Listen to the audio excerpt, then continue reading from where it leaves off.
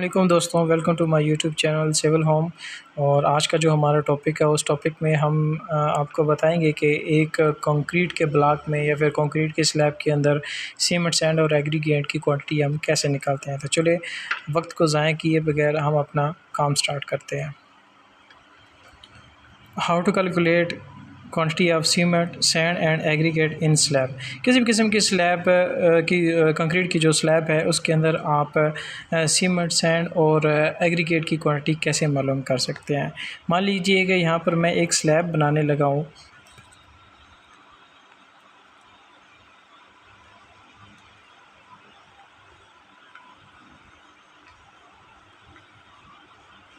ठीक है, ये एक स्लैब है, इसको हम 3 डायमेंशन स्लैब बनाते हैं ताकि आपको अच्छे तरीके से इसके बारे में इंफॉर्मेशन हो। एक 3 डायमेंशन स्लैब मैंने बनाई है जिसकी इसकी लेंथ है 20 फुट। ये मैंने अपनी तरफ से फ़र्ज़ी 20 फुट रखी है। आप कुछ भी आपकी जो साइट के ऊपर किसी भी किस्म की डायमेंशंस आती हैं तो आप उस हिसाब से निकाल सकते हैं। मैंने फ़र्ज़ी तौर पे इसकी लेंथ 20 फुट रखी है और इसकी जो विड्थ है वो मैं 10 फुट रखता हूँ और इसकी स्लैब की जो थिकनेस है वो 6 इंच है। यहाँ से लेकर यहाँ तक इसकी थिकनेस है वो 6 इंच है। ठीक है, और 3 डायमेंशंस इसकी आ गई हैं। अब इसका हमने पहले वॉल्यूम मालूम करना है। वॉल्यूम मालूम करने के बाद वो हमारा जो वॉल्यूम निकलेगा वो वेट वॉल्यूम होगा।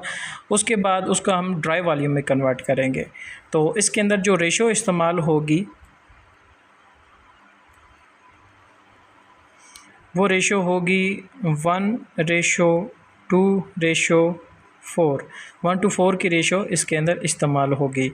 और इस रेशो को अगर हम आपस में प्लस करेंगे तो सम ऑफ रेशो हमारे पास 7 आता है। ये 7 क्या है ये आपको मैं आखिर में बताऊंगा। तो दोस्तों इसका पहले हम वॉल्यूम मालूम करते हैं कि इसका वॉल्यूम कितना है।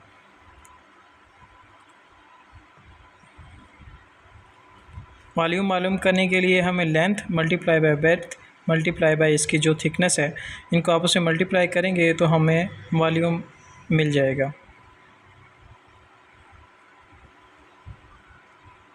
अब यहाँ पर हम इसको 6 इंच नहीं लिखेंगे, इसको हम लिखेंगे 0.5 फुट, क्योंकि हम ये जो दोनों हमारी डायमेंशंस हैं वो दोनों फुट में है। 20 भी फुट में है और 10 भी फुट में है। तो इसको भी हम फुट में कन्वर्ट करेंगे।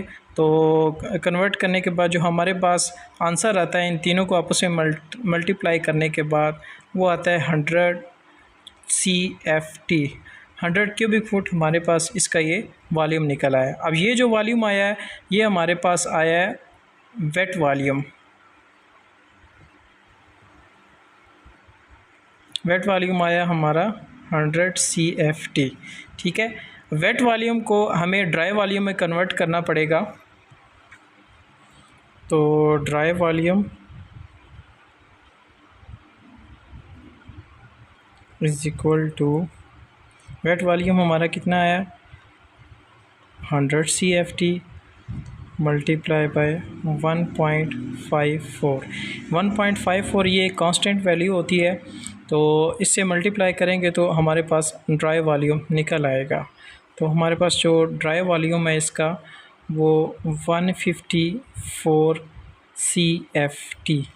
अब ये हमारे पास ड्राई वॉल्यूम आ गया है। इस ड्राई वॉल्यूम से हम सीमेंट, सैंड और एग्रीगेट की क्वांटिटीज़ मालूम करने के लिए उसके लिए हमारा फार्मूला ये है कि पहले हम सीमेंट की क्वांटिटी मालूम करते हैं। सबसे पहले हम सीमेंट की क्वांटिटी मालूम करते हैं कि हमारा इस स्लैब के अंदर सीमेंट कितना इस्तेमाल हो रहा है। उसके लिए हमारा फार्मूला है, इसके लिए हमारा ratio of cement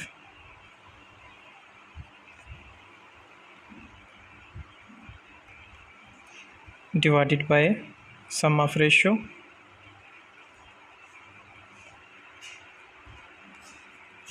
multiply by dry volume.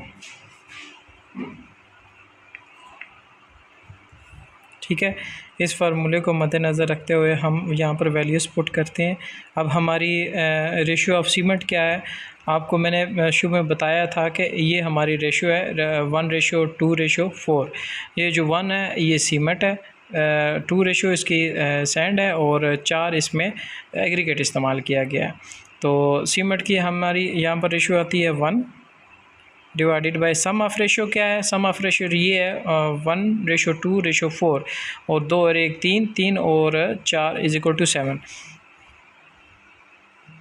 तो 7 हमारी रेशियो आ गई, मल्टीप्लाई बाय ड्राई वॉल्यूम हमारा आपको जैसे पता है कि 154 ड्राई वॉल्यूम आ गया।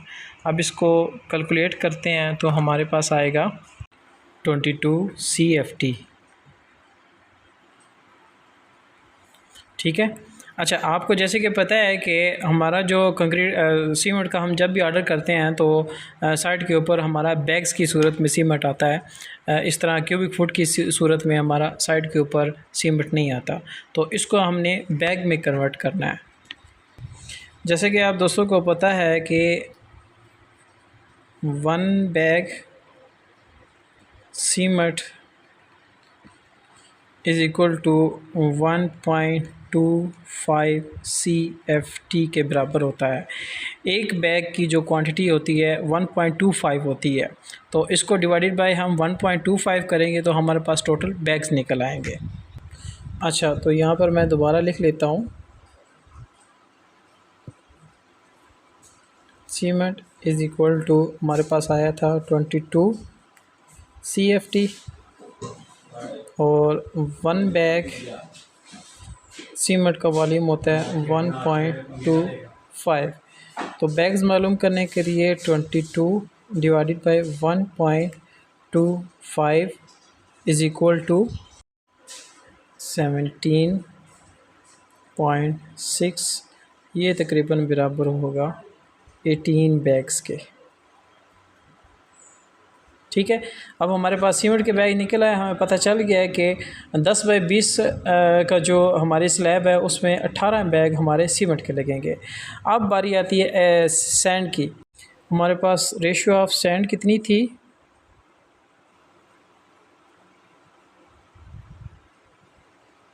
हमारे पास सैंड की रेशियो थी 2।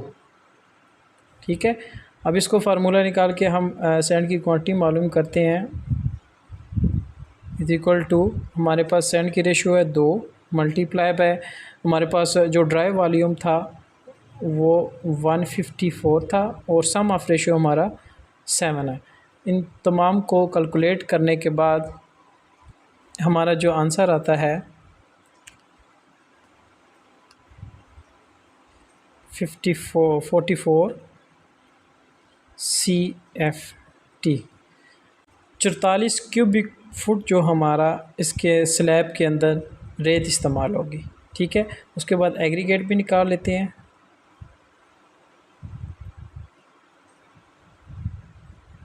एग्रीगेट की रेशियो जैसे कि आपको मालूम था, एग्रीगेट की रेशियो 4 थी, मल्टीप्लाई बाय वही फार्मूला हम दोबारा रिपीट करेंगे।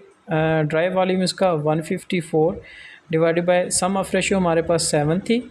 तो इस फार्मूले को आपस में मल्टीप्लाई और डिवाइड करने के बाद जो हमारा आंसर आएगा वो आएगा 88 CFT।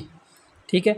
88 क्यूबिक फुट जो हमारे पास ड्राई हालत में एग्रीगेट रिक्वायर्ड है, जो हमारे इस स्लैब के 10/20 की स्लैब में हम इस्तेमाल करेंगे। तो हमारा यहाँ पर सीमेंट निकल आया। सीमेंट हमारे पास आ गया 8 बैग्स और उसके बाद सैंड हमारे पास आ गई 44 CFT और एग्रीगेट हमारे पास 88 CFT आ गई। ठीक है दोस्तों, उम्मीद है आपको इस चीज़ की समझ आ गई होगी।